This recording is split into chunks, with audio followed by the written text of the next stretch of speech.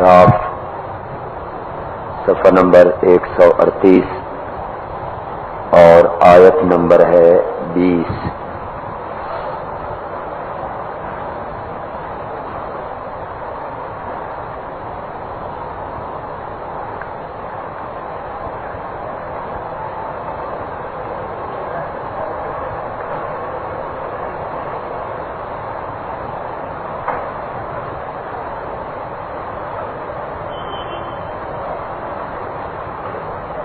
الشیطان الرجیم بسم اللہ الرحمن الرحیم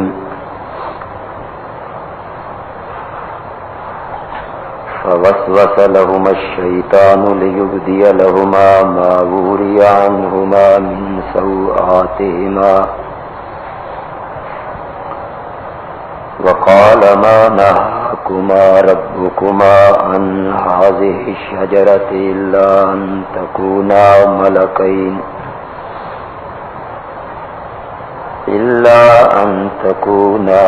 ملكين أو تكونا من الخالدين وقاسمهما إني لكما لمن الناصحين صدق اللہ العظیم۔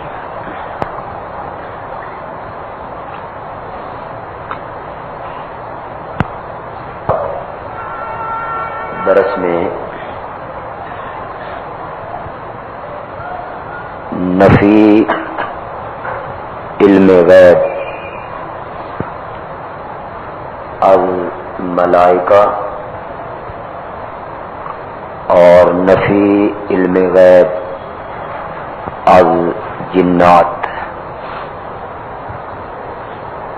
اس کے متعلق بیان ہوا کہ اللہ کے مقرب فرشتے وہ بھی عالم الغیب نہیں اور جنات بھی علم غیب نہیں رکھتے۔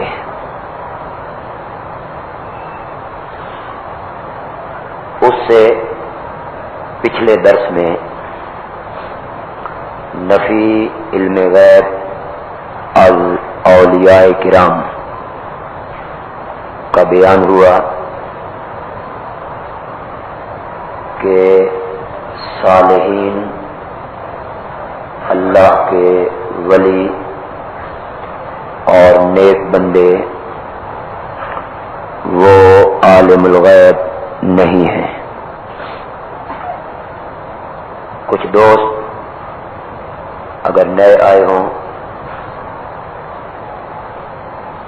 تو ان کے لیے یہ بتانا ضروری ہے کہ ہم یہ سب کچھ کیوں بیان کر رہے ہیں کہ اولیاء اللہ بھی عالم الغیب نہیں، فرشتے بھی عالم الغیب نہیں اور جنات بھی عالم الغیب نہیں۔ تو ان حضرات کے لیے عرض ہے کہ دراصل ہم نے تقریباً آج سے 3-4 ماہ پہلے ایک موضوع اور ایک عنوان شروع کیا تھا جو ہے مسئلہ الہ، یعنی لا الہ الا اللہ، کہ اللہ کے سوا کوئی بھی الہ نہیں ہے۔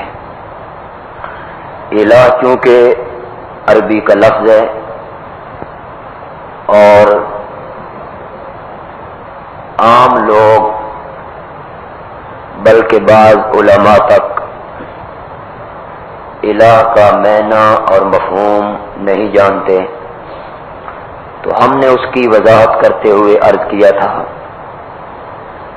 کہ الہ کا معنی ہے معبود، اور معبود کا مطلب ہے وہ ذات جس کی عبادت کی جائے۔ تو عبادت کا مفہوم اگر سمجھ آ جائے تو پھر الہ کا معنی بھی سمجھ آ جائے گا۔ تو عبادت کا مفہوم جب ہم نے بیان کیا، بار بار دہرایا، بار بار بیان کیا کہ ہر وہ تعظیم عبادت بن جائے گی جو تعظیم کتنے عقیدوں کے ساتھ کی جائے؟ دو عقیدوں کے ساتھ، دو نظریوں کے ساتھ جو تعظیم بھی آپ کریں گے وہ تعظیم کیا بنے گی؟ اور اس تعظیم کو عبادت بنانے والے وہ دو عقیدے ہوں گے، وہ دو نظریے ہوں گے۔ پہلا نظریہ یہ کہ جس ذات کے لیے یہ تعظیم کر رہا ہوں وہ عالم الغیب ہے، وہ مجھے دیکھ رہا ہے اور میں اس کو نہیں دیکھ رہا۔ ایک یہ عقیدہ، اس عقیدے سے آپ نظر دیں گے تو وہ نظر کیا بن جائے گی؟ عبادت۔ اس عقیدے سے آپ ہاتھ باندھیں گے تو وہ ہاتھ باندھنا عبادت۔ اس عقیدے سے آپ رکوع کریں گے تو وہ رکوع کرنا عبادت۔ اور دوسرا عقیدہ یہ کہ جس ذات کے لیے یہ تعظیم کر رہا ہوں وہ مختار کل ہے، متصرف فی الامور ہے، نفع نقصان کا مالک ہے، جو چیز میں اس سے مانگنا چاہ رہا ہوں وہ دینا نہ دینا اس کے اختیار میں ہے۔ یہ دوسرا نظریہ ہے۔ یہ نظریہ بھی اس تعظیم کو کیا بنا دے گا؟ عبادت۔ ثابت ہم یہ کرنا چاہتے ہیں کہ یہ دونوں نظریے، یہ دونوں عقیدے، یعنی عالم الغیب ہونا اور نفع نقصان کا مالک ہونا، یہ دونوں عقیدے صرف اور صرف کس کے ساتھ خاص ہوں گے؟ اللہ کے ساتھ۔ اس لیے وہ عبادت کے لائق ہے، وہ الہ ہے، وہ معبود ہے، وہ مسجود ہے۔ اب ہمیں ثابت کرنا پڑ گیا کہ اللہ کے سوا جتنی مخلوق ہے، اس میں انسان ہیں، اس میں فرشتے ہیں، اس میں جنات ہیں۔ سورج کو لوگوں نے پوجا، زمین کی پوجا ہوئی، بادلوں کی پوجا ہوئی، درختوں کی پوجا ہوئی، پتھروں کی پوجا ہوئی، اسے چھوڑ دیجئے۔ پریوں کو پوجا گیا، ستاروں کو پوجا گیا، سورج کو پوجا گیا، چاند کو پوجا گیا، حتیٰ کہ پانی کو پوجا گیا، آگ کو پوجا گیا، اسے چھوڑ دیجئے۔ جن کی سب سے زیادہ اس دنیا میں پوجا ہوئی اللہ کے سوا، وہ یا انسان ہیں یا فرشتے ہیں یا جنات ہیں۔ اگر ہم قرآن پاک سے یہ ثابت کر دیں کہ یہ تینوں مخلوقیں عالم الغیب نہیں ہیں، اگر یہ ثابت ہو جائے کہ انسان بھی عالم الغیب نہیں، فرشتے بھی عالم الغیب نہیں، جنات بھی عالم الغیب نہیں، جب یہ ثابت ہو جائے گا کہ یہ عالم الغیب نہیں ہے تو پھر یہ بات خود بخود ثابت ہو جائے گی کہ اللہ کے سوا غائبانہ پکاریں سننے والا بھی کوئی نہیں، اللہ کے سوا سجدے، رکوع، نظر، نیاز، چڑھاوے کے لائق بھی کوئی نہیں ہوگا۔ تو اس سلسلہ میں ہم یہ بات ثابت کرنا چاہتے ہیں۔ ہم نے اولیاء کا ذکر کیا، جنات کا ذکر ہوا، ملائکہ کا ذکر ہوا۔ اب ہم ذکر کرنا چاہتے ہیں حضرات انبیاء کرام کا، لیکن اس سے پہلے ایک دفعہ پھر اپنے ذہن میں یہ بات بٹھائیے کہ ہم بار بار اس میں آئے گا کہ وہ یہ نہیں جانتے، یہ نہیں جانتے، یہ نہیں جانتے، یہ نہیں جانتے، یہ نہیں جانتے۔ تو کوئی آدمی کہے دیکھو جی یہ انبیاء کے علم کو گھٹاتے ہیں، اور بعض لوگ آپ کے جذبات سے کھیلنے کی کوشش کریں گے تو وہ کہیں گے دیکھو جی یہ نبیوں کو جاہل ثابت کرتے ہیں، جذبات سے کھیلیں گے۔ تو اس سلسلے میں ذہن میں رکھیے گا بات، نبی انبیاء کے علم میں ہم گفتگو نہیں کر رہے ہیں، یہ ذہن میں بٹھائیے۔ انبیاء کے علم کے بارے میں ہم یہاں گفتگو نہیں کر رہے ہیں. میرا اور ہماری پوری جماعت کا یہ عقیدہ ہے، یہ نظریہ ہے، یہ مذہب ہے کہ ایک اللہ سے کم اور ساری کائنات سے زیادہ اگر کسی کے پاس علم ہے تو وہ حضرات انبیاء کرام ہیں. وہ سب سے بڑے عالم ہیں، ان کے پاس علم سب سے زیادہ ہے. اور سارے انبیاء کا علم، سارے ملائکہ کا علم، سارے جنات کا علم، ساری مخلوق کا علم اگر اکٹھا کر لیا جائے تو وہ مقابلہ نہیں کر سکتا حضرت محمد الرسول اللہ صلی اللہ علیہ وسلم کے علم کا. یہ ذہن میں رکھیے، گفتگو انبیاء کے علم کے بارے میں نہیں ہے، گفتگو ہے علم غیب کے بارے میں. گفتگو کس بارے میں؟ علم غیب کے بارے میں. مطلق علم کے بارے میں کوئی گفتگو نہیں ہے. یہ میرا عقیدہ ہے کہ جس طرح انبیاء سب سے افضل ہوتے ہیں، انبیاء سب سے اعلیٰ ہوتے ہیں، انبیاء سب سے اونچے ہوتے ہیں، جس طرح انبیاء کو کچھ خصوصیات عطا کی جاتی ہیں، اسی طرح انبیاء کا جو علم ہے وہ باقی دنیا سے کیا ہوتا ہے؟ افضل، اعلیٰ، زائد، بلند. دنیا کی کوئی طاقت انبیاء کے علم کی برابری نہیں کر سکتی. یہ پھر بٹھائیے ایک دفعہ ذہن میں، لوگ آپ کو مغالطے میں ڈالیں گے کہ دیکھو جی جب درس پہ جاتے ہیں وہ کہتے ہیں نہیں جانتے جی، نہیں جانتے جی، نہیں جانتے جی. یہ نبی کا علم گھٹاتے ہیں. بحث نبی کے علم میں نہیں ہے، بلکہ بحث کس میں ہے؟ علم غیب میں، جس کے متعلق خود نبی پاک کی زبان سے اللہ نے اعلان کروایا. اور میں آپ کو وہ آیت دکھا چکا ہوں سورۃ انعام کی، جس میں اللہ نے اپنے نبی سے کہا کہ میرے پیغمبر آپ اعلان فرمائیں ولا عالم الغیب، میں غیب نہیں جانتا، میں غیب نہیں جانتا. خود نبی پاک اس کا اقرار کر رہے ہیں. اور قرآن کی آیت میں آپ کو دکھا چکا ہوں سورۃ انعام میں. اور سورۃ نم 20واں پارہ پہلا صفحہ، وہاں آپ کو ایک آیت میں دکھا چکا ہوں قل لا یعلم من فی السماوات والارض الغیب الا اللہ. آسمانوں والے بھی اور زمین میں رہنے والے بھی غیب کو نہیں جانتے الا اللہ، مگر کون جانتا ہے؟ تو گویا کہ اللہ نے نبی پاک کی زبان سے اس بات کا اعلان کروایا کہ میرے پیغمبر آپ بھی فرمائیں کہ میں غیب کا علم نہیں رکھتا. تو کیا نبی پاک نے اپنے جاہل ہونے کا اعلان کیا تھا الیاذ باللہ کہ مجھے کچھ نہیں آتا؟ یہ نہیں تھا اعلان کہ میرے پاس کوئی علم نہیں ہے.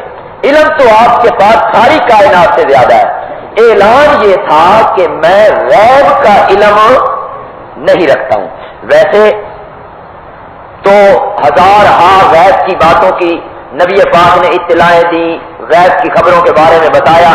خود قرآن پاک میں اللہ نے فرمایا وَعَلَّمَكَ مَا لَمْ تَكُنْ تَعْلَمْ، میرے پیغمبر ہم نے آپ کو وہ باتیں سکھائی ہیں جو باتیں آپ جانتے نہیں تھے.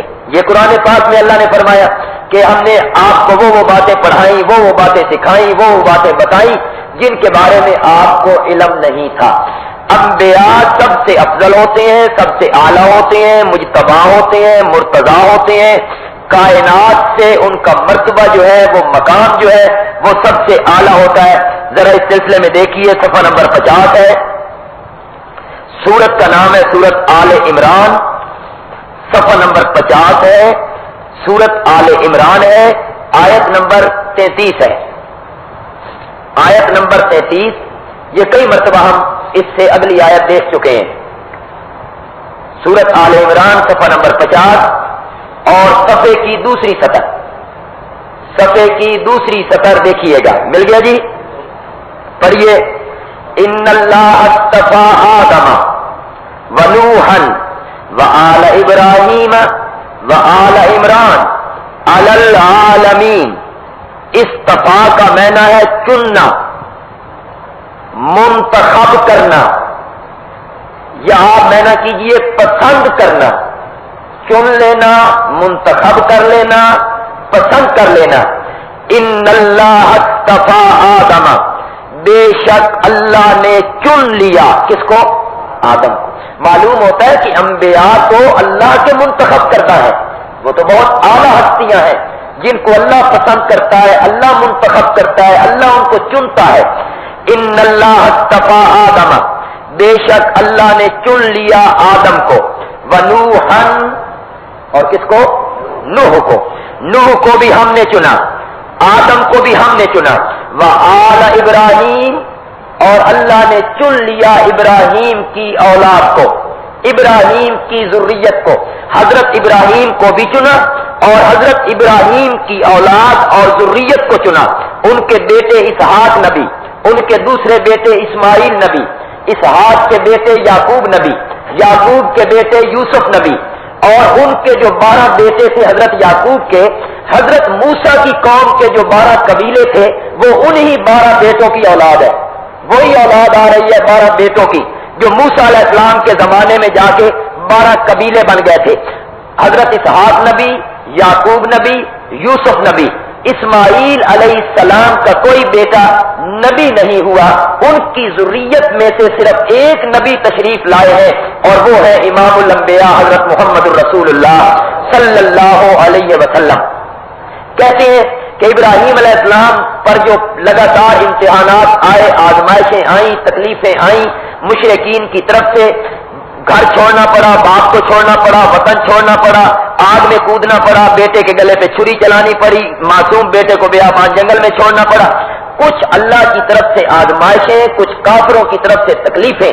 جب حضرت ابراہیم اس میں پورے اترے تو اللہ تعالیٰ نے فرمایا کہ میرے پیغمبر آپ امتحان میں 100% نمبر لے کر پاس ہوئے ہیں اور ہم آپ کو انعام میں یہ تحفہ دے رہے ہیں کہ آپ کے بعد اب دنیا میں جتنے پیغمبر آئیں گے وہ تیری نسل میں سے آئیں گے.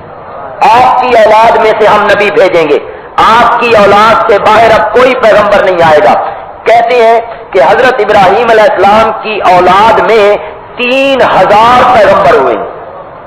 3000 پیغمبر حضرت ابراہیم کی نسل اور حضرت ابراہیم کی اولاد میں آئے. اللہ فرماتے ہیں ابراہیم کی آل کو بھی چنا، یعنی نبوت ان میں جاری کر دی. وآل عمران، اور عمران کی آل کو بھی چنا. عمران حضرت مریم کے والد کا نام ہے، حضرت عیسیٰ کے نانا کا نام ہے. اس خاندان کو بھی ہم نے چن لیا جس میں حضرت عیسیٰ آئے، جس میں حضرت یحییٰ آئے، جس میں حضرت زکریا آئے. اس خاندان کو بھی ہم نے چنا. میرے عرض کرنے کا مطلب یہ ہے کہ انبیاء ایسی ہستیاں ہوتی ہیں جن ہستیوں کو پسند کرتا ہے، چنتا ہے، منتخب کرتا ہے کون؟ اللہ. تو ان کا مقام تو ایک الگ ہے، ان کا مقام تو نرالا ہے.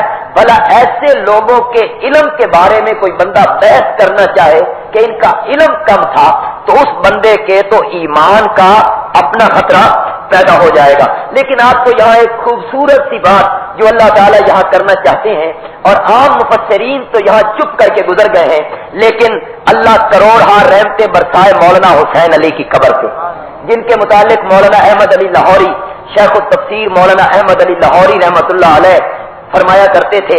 کسی نے ان سے پوچھا کہ مولانا حسین علی جو وہاں بھچرا کے باشندے ہیں اور وہاں قرآن پڑھاتے ہیں، درس انہوں نے کھولا ہے، آپ کا ان کے بارے میں کیا خیال ہے؟ تو حضرت لاہوری نے فرمایا تھا، ارے مولانا حسین علی کا کیا پوچھتے ہو، وہ تو قرآن کی زبروں اور زیروں سے بھی رب کی توحید ثابت کرتا ہے. اب حضرت صاحب کی توحید کو ثابت کرنا دیکھیے اس آیت سے. حضرت صاحب کہتے ہیں ذریتم بعضھا من بعض. آگے پڑھیے. اللہ نے چنا آدم کو، اللہ نے چنا نوح کو، اللہ نے چنا ابراہیم کی اولاد کو، اللہ نے چنا عمران کی اولاد کو. ذریتم بعضھا من بعض. یہ سارے نبی ایک دوسرے کی اولاد تھے. ذریتم بعضھا، یہ سارے نبی جو تھے ایک دوسرے کی کیا تھے؟ اولاد تھے. کوئی باپ ہے اور کوئی بیٹا ہے، پھر کوئی اس کا پوتا ہے، کوئی بھتیجا ہے. یہ ایک دوسرے کی اولاد ہیں، ایک دوسرے کی ذریت ہیں.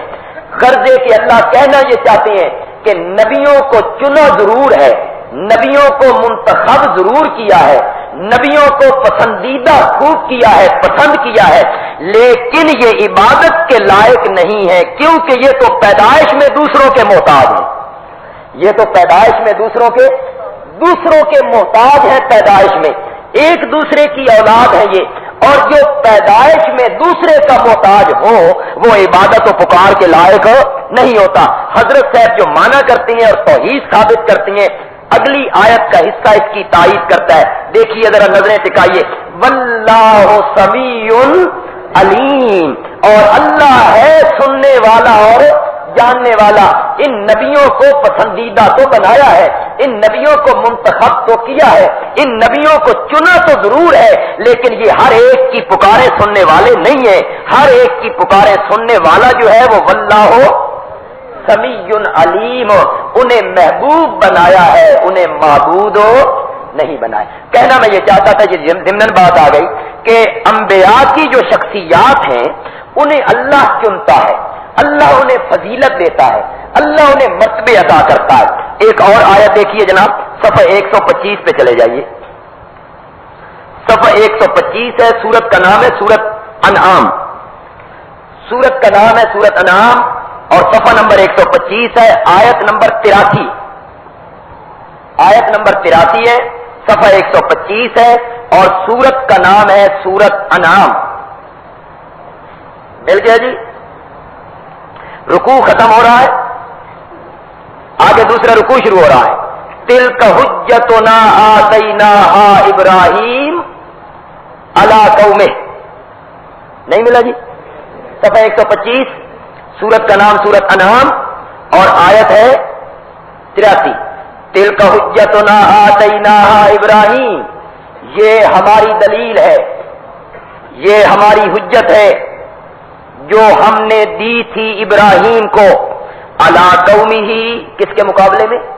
قوم کے مقابلے میں۔ ہم نے ابراہیم کو دلیلیں سکھائیں، ہم نے ابراہیم کو دلیلیں سکھائیں جب انہوں نے رات کو ستارے کو دیکھ کے کہا یہ میرا رب ہے، یعنی کیا یہ میرا رب ہے؟ تو وہ ستارہ جب چھپ گیا تو حضرت ابراہیم علیہ السلام قوم سے کہتے ہیں اور چھپنے والوں کو میں اپنا معبود نہیں بناتا ہوں۔ پھر چاند کے متعلق اسی طرح کہا، پھر سورج کے متعلق اسی طرح کہا۔ یہ دلیلیں حضرت ابراہیم کو کس نے سکھائیں؟ فرمایا یہ دلیلیں ہم نے سکھائی حضرت ابراہیم کو جب وہ نمرود کے پاس کھڑے تھے اور نمرود کو کہا تھا میرا رب وہ ہے جو زندہ کرتا ہے اور مارتا ہے۔ نمرود نے جواب میں کہا میں بھی زندہ کرتا ہوں، میں بھی مارتا ہوں۔ چنانچہ جس آدمی نے اس سے رہا ہونا تھا نمرود نے بلا کے اس کو پھانسی پہ چڑھا دیا، اور جس آدمی نے پھانسی پہ چڑھنا تھا اسے رہا کر دیا۔ نمرود نے کہا دیکھ اس نے مرنا تھا میں نے چھوڑ دیا، اس نے آج رہا ہونا تھا میں نے اسے مار دیا، تو مارتا تو میں بھی ہوں۔ حضرت ابراہیم علیہ السلام اب اگر منطقی اور فلسفی انداز اپنا لیتے کہ پاگل زمانے کا تو موت و حیات کا معنی نہیں سمجھتا، یہ ہے موت و حیات کا معنی جو تو سمجھ رہا ہے۔ موت و حیات کا معنی تو ہے نیست سے ہٹ کرنا، کچھ نہیں تھا وجود میں لے آنا۔ اور کیونکہ وہ قوم کو پاگل بنا رہا تھا حضرت ابراہیم علیہ السلام نے پہلی دلیل ہی چھوڑ دی، اس پہ جھگڑے ہی نہیں۔ حضرت ابراہیم علیہ السلام نے فرمایا اچھا بھائی یہ تو ٹھیک ہے جو بات تم نے کر دی، میرا رب وہ ہے جو سورج کو مشرق کی جانب سے چڑھاتا ہے، تو اگر رب ہے تو سورج کو مغرب کی جانب سے چڑھا کے دے۔ یہ ابراہیم علیہ السلام کو دلیل کس نے سکھائی؟ اللہ نے دلیلیں سکھائی۔ ابراہیم علیہ السلام یہ دلیلیں دے رہے ہیں، تلک حجتنا آتیناہا ابراہیم علی قومہ نرفع درجات من نشاء، ہم بلند کرتے ہیں درجے جس کے چاہتے ہیں، کر دے کہ ہم نے ابراہیم کے درجے بلند کر دیے۔ تو معلوم ہوتا ہے کہ پیغمبروں کے مرتبے اور پیغمبروں کے درجے جو ہیں وہ رب کیا کرتا ہے؟ بلند کرتا ہے۔ نرفع درجات من نشاء، ہم بلند کرتے ہیں درجے جس کے چاہتے ہیں۔ ان ربک حکیم علیم، تیرا رب حکمت والا بھی ہے، تیرا رب علم والا بھی ہے، وہ جانتا ہے کہ ہم نے کس کے درجے بلند کرنے ہیں۔ وَوَهَبْنَا لَهُ اسحاق، اور ہم نے بخشا اس ابراہیم کو اسحاق، وَيَعْقُوب، اور ہم نے بخشا اس کو یعقوب، بیٹا اسحاق بخشا اور پوتا یعقوب بخشا۔ کُلًّا ہدینا، سب کو ہم نے کیا دے دی؟ ہدایت دے دی۔ وَنُوحًا ہدینا من قبل، اور نوح کو ہم نے ہدایت دی تھی اس سے، وہ ابراہیم سے پہلے تھے، نوح جو تھے وہ ابراہیم سے پہلے تھے، انہیں ہم نے پہلے سے ہدایت دے دی تھی۔ وَمِن ذُرِّيَّتِهِ، اور اس کی ذریت میں سے ہم نے پیغمبر بھیجے داؤد و سلیمان و ایوب و یوسف و موسیٰ و ہارون وکذالک نجزی المحسنین، اور اسی طرح ہم بدلہ دیا کرتے ہیں احسان کرنے والوں کو۔ ہم نے حضرت ابراہیم علیہ السلام کی ذریت میں نبوت جاری کر دی، و زکریا و یحییٰ و عیسیٰ و الیاس، کل من الصالحین، یہ سارے کے سارے کیا تھے؟ میرے صالح بندے تھے. و اسماعیل والیسع و یونس و لوطا، سارے 18 نبی ہو گئے. یہ 18 نبیوں کے اللہ نے نام گنے. اللہ 18 نبیوں کے نام گن کے کہتا ہے کلن فضلنا علی العالمین، ہم نے سب کو فضیلت دی تھی علی العالمین. معلوم ہوتا ہے کہ نبیوں کو اللہ کیا دیتا ہے؟ فضیلت دیتا ہے. نبیوں کی اللہ درجے بلند کرتا ہے. کلن فضلنا علی العالمین، سب کو ہم نے فضیلت دی تھی جہان کے لوگوں پر. آگے سنیے، 18 نبی تو اللہ نے گن لیے.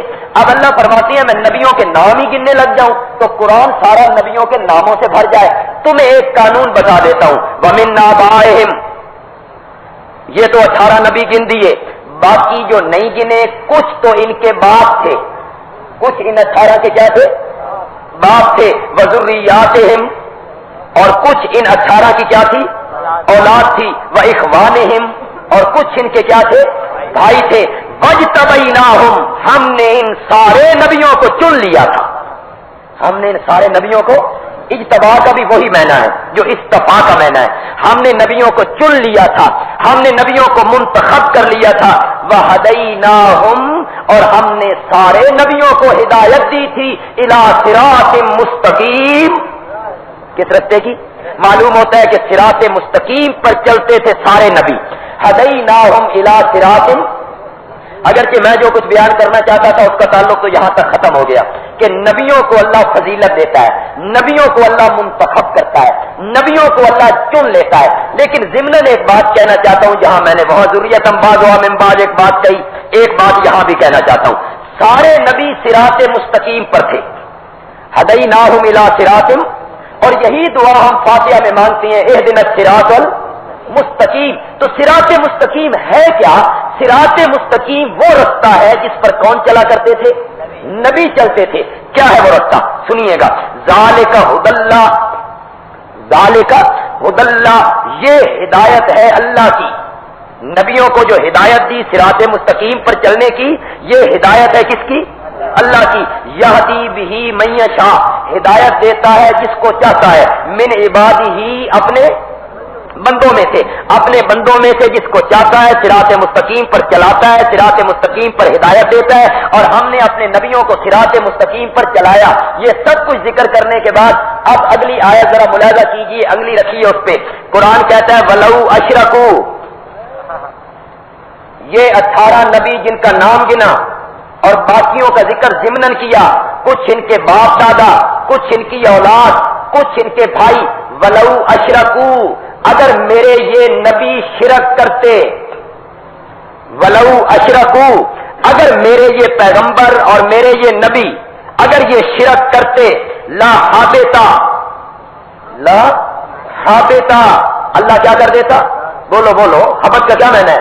اللہ برباد کر دیتا، اللہ حبط کر دیتا، اللہ سلط کر دیتا، اللہ تباہ کر دیتا، اللہ برباد کر دیتا.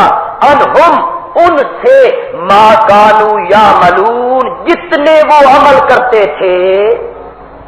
اگر میرے نبیوں میں سے کوئی نبی شرک کرتا تو جتنے وہ زندگی کے اعمال کیا کرتے تھے میں سارے کے سارے اعمال ان کے کیا کر دیتا؟ برباد کر.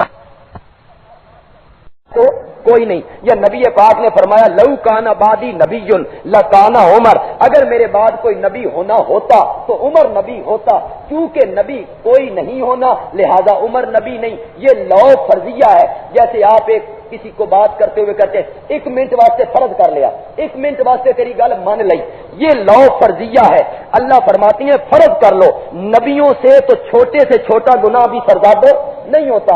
میرے نبی معصوم ہوتی ہیں گناہوں سے، لیکن تمہیں سمجھانے کے لیے کہہ رہا ہوں وہ لوگوں اور نبیوں کی امتوں، تمہیں سمجھانے کے لیے کہہ رہا ہوں کہ نبی جو میرے مجتبی، میرے مصطفیٰ، میرے مرتضیٰ ہوتی ہیں، جو میرے محبوب ہوتی ہیں، جو میرے پیارے ہوتی ہیں، جو میرے مقرب ہوتی ہیں، جن کے ساتھ میری وحی کا تعلق ہوتا ہے، جن پر جبریل میرے سلام لے کے اترتا ہے، جن پر جبریل میرے سلام لے کے اترتا ہے، میرے پیغام لے کے اترتا ہے، میں ان پر کتابیں نازل کرتا ہوں. یہ شرک اتنی منحوس بیماری ہے، شرک اتنی منحوس مرض ہے کہ اگر وہ میرے پیارے پیغمبر بھی شرک کرتے تو میں ان کی زندگی کے اعمال بھی کیا کر دیتا.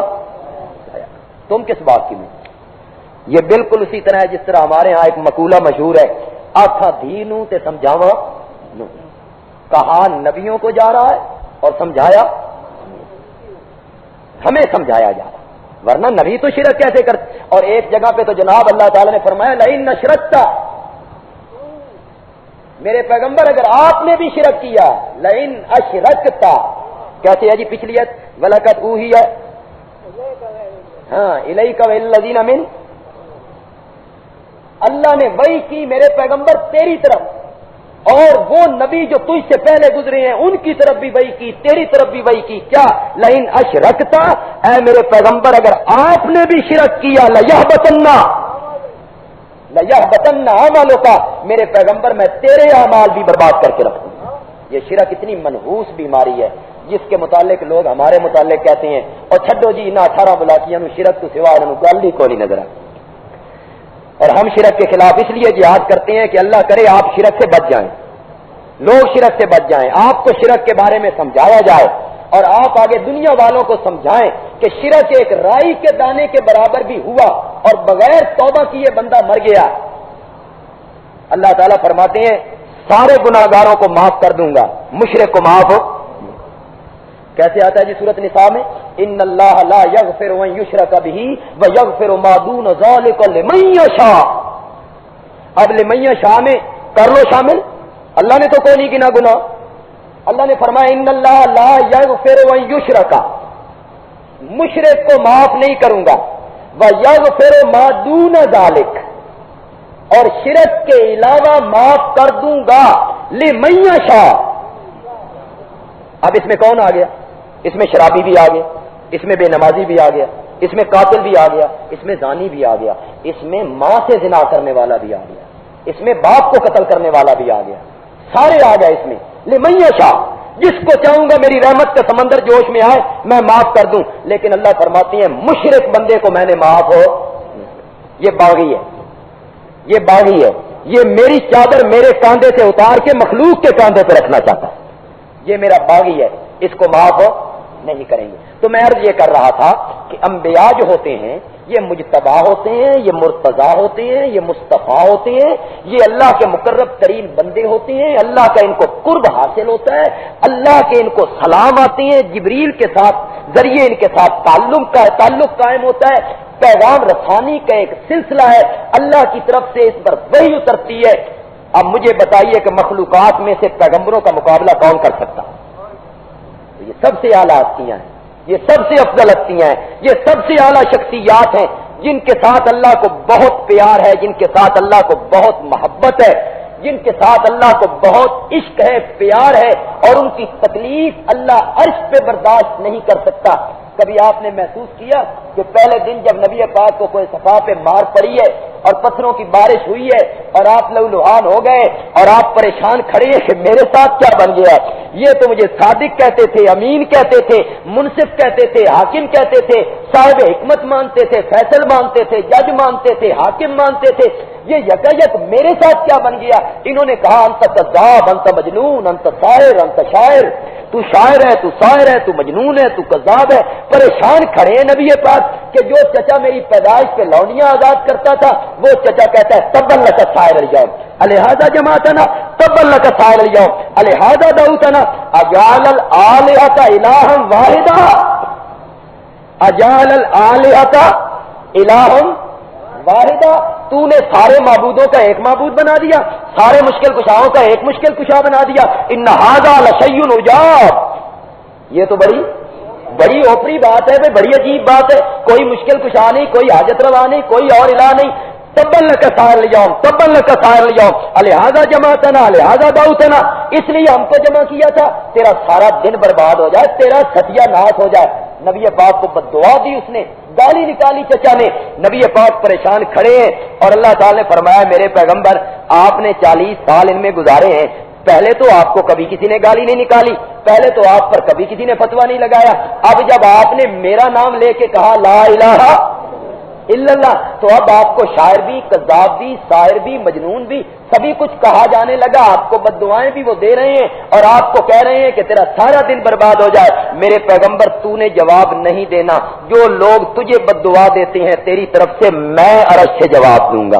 तब्बत यदा अबी लहबिन व तब।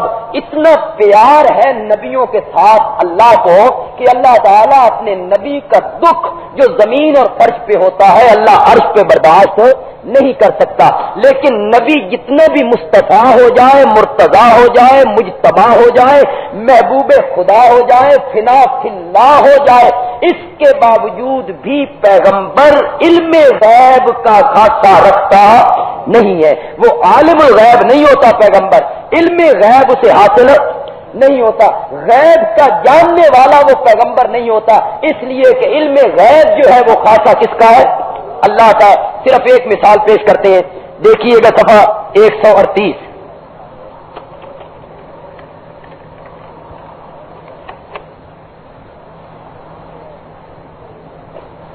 सफा नंबर 138, सूरत का नाम है सूरत आराफ।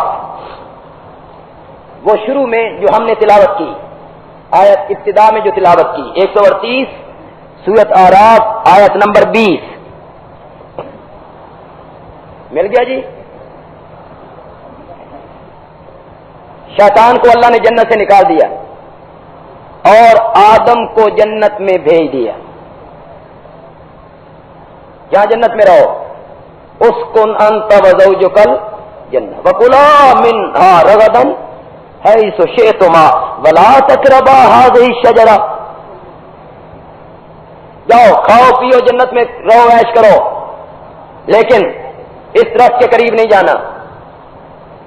बस एक पाबंदी है, इस दरख्त के करीब नहीं जाना। हजरत इबलीस ने सुना, उसका क्या भाई मौका तो मिल गया, बुनियाद तो मिल गई, वरगलाने की बुनियाद तो मिल गई कि जिस चीज से रब मना कर रहा है, इसी चीज के जरिए वरगलाने की कोशिश क्यों ना की जाए। कुरान कहता है फवस्वसा लहुमा,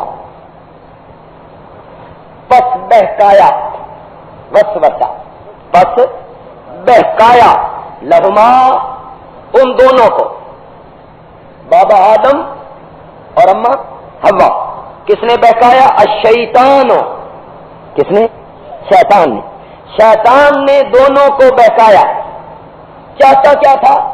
ले युब दिया, ताकि जाहिर कर दे, ताकि खोल दे, ताकि खोल दे, ताकि जाहिर कर दे, लहुमा उन दोनों के सामने, माबूरी अनहुमा जो चीज उन दोनों से छुपाई गई है, उनकी शर्मगाह ज़ाहिर करे। ये चाह रहा है वो, इस तरीके से वो बहकाना चाहता है। मिन सौआतिहिमा, मिन बयानिया, पिछले हिस्से का बयान है, यानी उनकी शर्मगाहें। सौआत का मैना शर्मगाह, नंगेज, यानी उनकी शर्मगाहें। वो चाहता था मैं जाहिर कर दूं, ये नंगे हो जाएं। उसने वसवसे डाले।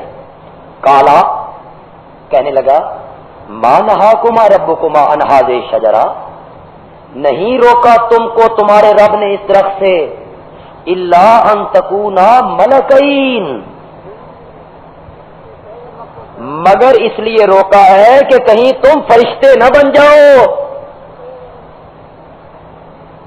औ तकूना मिनल खालिदीन, या हो जाओ तुम दोनों मिनल खालिदीन, हमेशा। अल्लाह इस दरख्त का जो फल खाता है फरिश्ता बन जाता है, और इस दरख्त का जो फल खाता है वो हमेशा हमेशा के लिए जन्नत में रहता है। अल्लाह ने इसलिए मना किया है कि तुम कहीं फरिश्ते न बन जाओ और हमेशा हमेशा यहां न रह जाओ। अब वर्गलाना शुरू किया, मैं बड़ा पुराना यहां रहने वाला हूं, अब मुझे देश निकाला, यहां से मिल गया, मैं यहां के एक एक फल को जानता हूं, मैं यहां के एक एक दरख्त को जानता हूं, मैं दरख्तों की खासियतें जानता हूं, मैं यहां रहा हूं, पला पोसा बड़ा यहां ही हुआ मैं, इसलिए रब ने मना किया तुम्हें। आदम अलैहिस्सलाम ने कहा रब ने मना किया है, रब ने मना किया है, اس درخت کے قریب نہ جانا. حرامی کہتا ہے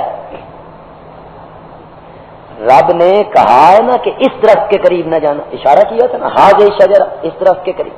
تو مطلب یہ تھا کہ اس جنس کے جتنے درخت ہیں, اس جنس کے جتنے پھل ہیں, مطلب تو یہ تھا. لیکن اس نے اب برگلایا آدم کو, ارے اس درخت سے منع کیا ہے, اس کا پھل نہ کھاؤ, اس کی جنس کا وہ جو کھڑا ہے وہاں سے کھا لو. جب چکر دیا حضرت آدم, اس طرح چکر دے, اس طرف سے منع کیا, اس کی جنس کا وہ جو کھڑا ہے. آدم علیہ السلام اب بھی نہیں مانے, نہیں مانے کہ نہ بھائی رب نے منع کیا ہے کہ اس درخت کے قریب نہ جانا. وقاسمہما,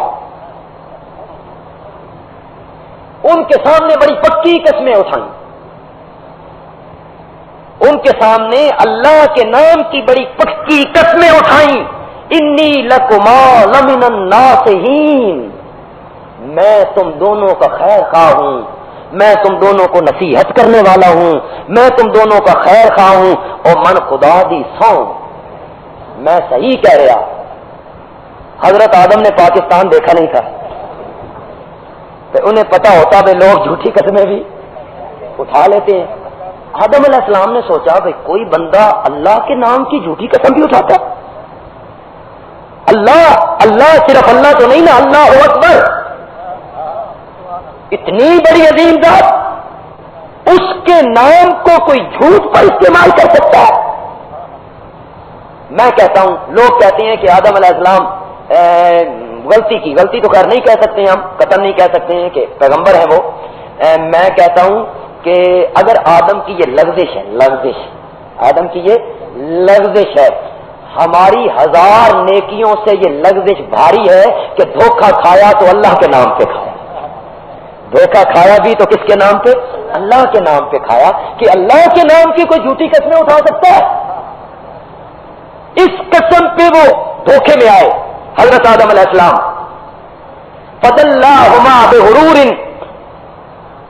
مائل کر لیا, دلہ دلالت کی, مائل کر لیا ان دونوں کو, بغرور, ساتھ فریب کے, ساتھ دھوکے کے, دھوکے اور فریب کے ساتھ مائل کر لیا. ادھر سے ایسا سے اما ہوا نے کہا بھائی بسم اللہ پڑھو. اب یہ اتنی قسمیں جو اٹھاتا ہے, کہتا ہے بے فرشتے بن جاؤ گے, ہمیشہ یہاں رہو گے. میں نے آج یہ کتاب میں پڑھا ہے, دل میرا نہیں مانتا اس بات کو کہ میں تسلیم کروں. تفسیر مدارک کا حوالہ دیا انہوں نے کہ نبی پاک نے فرمایا کہ اگر اس دن حوا آدم کو نہ برگلاتی تو دنیا کی کوئی عورت کسی خامن سے کبھی بدعہدی نہ کرتی.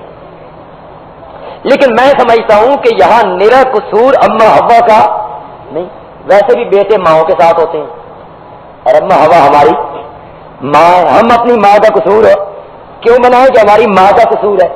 میرا قصور اما حوا کا نہیں ہے. قرآن دونوں کو شریک کر رہا ہے. قرآن کا انداز دیکھیے نا, قرآن دونوں کو شریک کر رہا ہے, دونوں کو برگلایا. فَدَلَّاهُمَا, دونوں کو کیا کر لیا, مائل کر لیا. یہاں قصوروار قرآن صرف اما حوا کو نہیں بنا رہا ہے کہ اما حوا کا قصور ہے یا اما حوا نے اٹھارا تھا بابا آدم کو, قطعاً نہیں.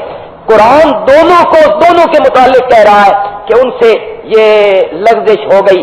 قرآن ایک اور جگہ پہ کہتا ہے فَنَسِيَ آدم, فَنَسِيَ آدم وَلَمْ نَجِدْ لَهُ عَزْمًا, آدم بھول گئے تھے, ہم نے آدم کا ارادہ نہیں پایا تھا.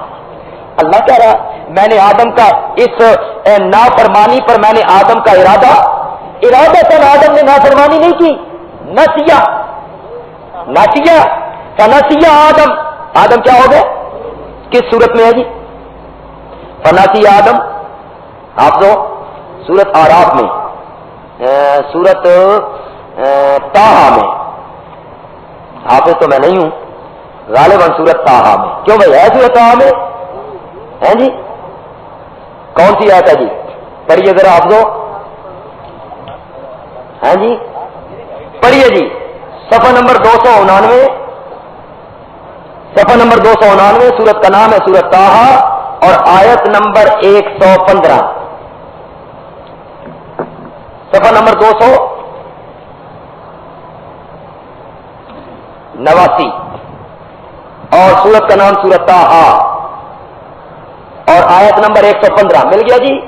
وَلَقَدْ عَهِدْنَا إِلَىٰ آدَمَ مِن قَبْلُ، اور ہم نے حکم دیا تھا آدم کو اس سے پہلے، ہم نے حکم دیا تھا آدم کو اس سے پہلے. فنسیا یہ میں نے آپ سے کروانا ہے. نسیان کس کو کہتے ہیں؟ یہ اسی سے ہے.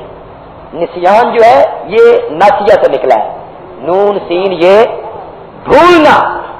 ناسیہ نسیان بھول جانا. قرآن کہتا ہے فنسیا آدم، آدم کیا ہو گئے؟ بولو. آدم بھول گئے.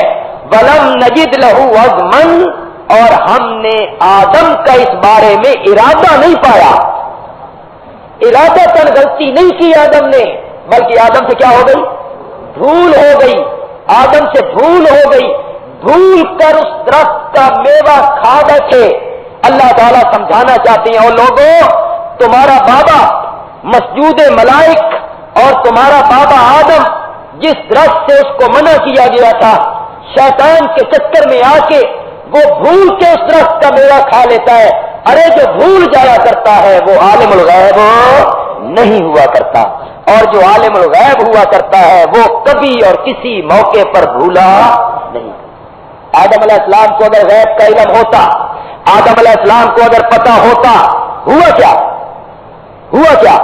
وہ سورت جو سورت آراف کی وہ ایسے جو میں نے آپ کو دکھائی، آپ گھروں میں جا کے وہ ترجمہ دیکھیے گا. ہوا کیا؟ آدم نے پھل کھایا، جسم کے تینوں کپڑے اتر گئے، باب آدم کے بھی اور اماں حوا کے بھی، اور لگے جنت کے درختوں کے پتے توڑ توڑ کے اپنی شرمگاہیں چھپانے.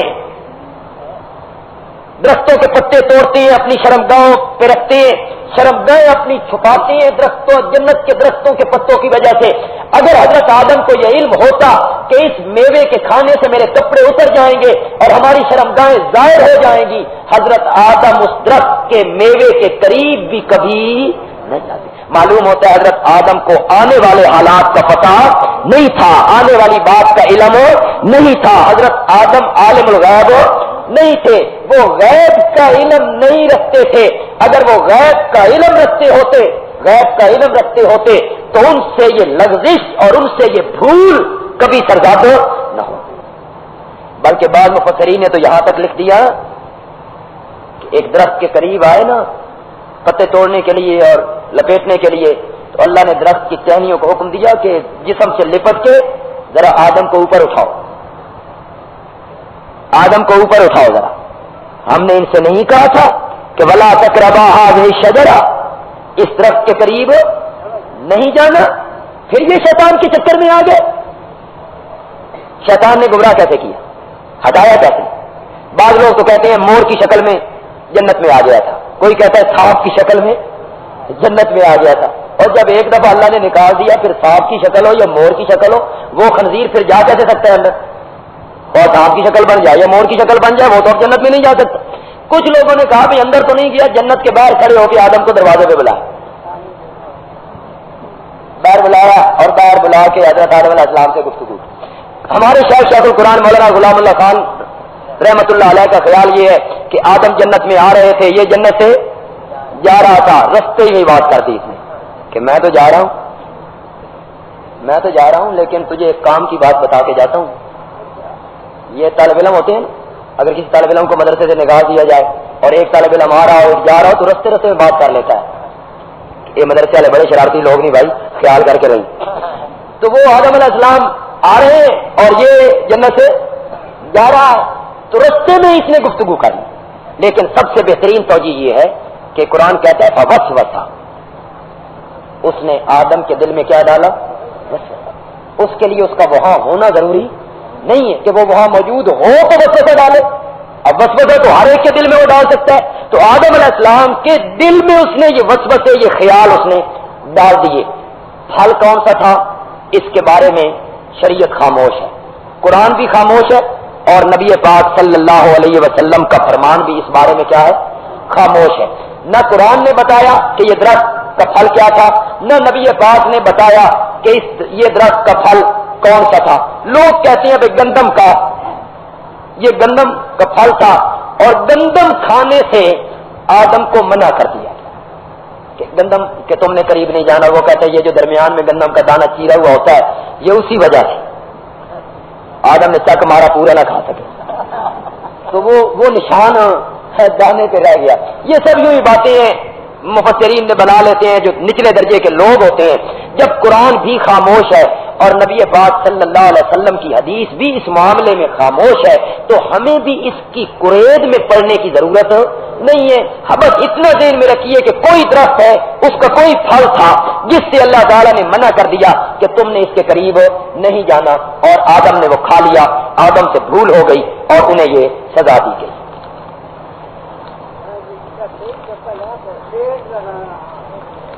हजरत अली की कब्र मुबारक क्या जन्नतुल बकी में वाक़ है या किसी और जगह उनकी कब्र वाक़ है? हजरत अली की कब्र जन्नतुल बकी में भी कोई नहीं, हजरत अली की कब्र जन्नतुल मोहल्ला में भी कोई नहीं। हजरत अली जो है रजी अल्लाह तआला अन्हु, इनका इंतकाल क्योंकि कूफा में हुआ था और कूफे की जामे मस्जिद के पास बाहर सड़क पे आते हुए इनको जख्म मारा गया, तलवार का वार किया गया और ये शहीद हुए वहां। तो इन कहते हैं कि कूफे में कोई नजफ़े अशरफ जगह है जिस जगह हजरत अली रजी अल्लाह तआला अन्हु का मिज़ार है। खिज़र अलैहिस्सलाम और इदरीस अलैहिस्सलाम रूए जमीन पर मौजूद हैं। ज़ाहिर में हजरत ईसा अलैहिस्सलाम से मुलाकात हुई है। गौरशाही कहता है, गौरशाही और भी बहुत बकवास करता रहता है, ये कोई नया बकवास नहीं है। इंशाअल्लाह आप हौसला करें, आप भी जिंदा हैं और अल्लाह हमें भी जिंदा रखे अल्लाह के फजल करम से। ये सारी बातें हजरत खज़र जिंदा हैं नहीं है, इंशाअल्लाह ये आहिस्ता आहिस्ता सारी बातों से आप वाकिफ हो जाएंगे। और अगर आप मुसलसल इन दरसों में तशरीफ लाते रहें तो आप निसफ के करीब आलिम बन जाएंगे इंशाअल्लाह। लेकिन सन मसीह तक न कर देना। हमारा ईमान है कि खिज़र इदरीस इस ज़मीन पर मौजूद है। ये सारी बात करेंगे, बैत आएगी हजरत खिज़र की। जब हम हजरत खिज़र का वाक़या बयान करेंगे तो बैत उस वक़्त इंशाअल्लाह हम करेंगे। और यार छोड़ो, ये कहते हैं कि फलां मौलवी साहब ने आपको चैलेंज किया है और ये बात सच है, आप मुनाजरा क्यों नहीं करते? किस किस के साथ हम मुनाजरा करेंगे मेरे भाई? बात ये है कि जैसे मैंने पिछले जुमे को कहा था कि चंद लोग सामने आकर अपनी हैसियत बनाना चाहते हैं कि बंदियालवी साहब के मुकाबिल बनेंगे तो शहर के जो हमारे मजहब के लोग हैं उनमें हमें पजीराई मिलेगी और हमारी जेब भी खाती गर्म हो जाएगी। मैं जिनको शौक है मुनाजरा करने का वो हमारे शागिर्दों से गुफ्तगू करके देखें, शागिर्दों से गुफ्तगू करके देखें। अगर उनकी सफाई हो जाए तो ठीक है, सफाई हो जाए तो ठीक है। और अगर ये तो जो मुनाजरे की किताब है रशीदिया, उसमें भी लिखा हुआ है कि दो मुनाजिर जब आमने सामने आते हैं तो हर लिहाज से उनका हम पल्ला होना जो है वो क्या है, जरूरी है।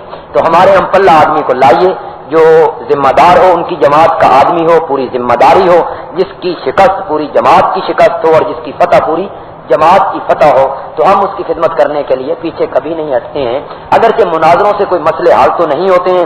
और ये जो जिन साहब को ये पेचक लगे हुए हैं, इनके लिए ये गुजारिश है कि ये तो आपकी उम्मीद कभी पूरी नहीं होगी कि आप मेरे मुकाबले आएं या मेरे हम पल्ला अपने आप को आप तसव्वुर करें। ये मेंढकी को जो जुकाम होने लगा है तो वो समझते हैं कि हम भी भेड़ों में शामिल हो जाएंगे। अर्ज ये है कि आइंदा जुमा इंशाअल्लाह दरस तो होगा मगरिब के बाद, लेकिन इसके साथ साथ हमारे जमीयत इशाअत तौहीद व सुन्ना सरगोदा शहर और नौजवानान तौहीद व सुन्नत सरगोदा शहर के अराकीन का और हमारे दोस्तों का और मुख्तलिफ हल्का जात के हमारे अहबाब का यहाँ इज्तिमा, कन्वेंशन और इजलास भी मगरिब के बाद ही है।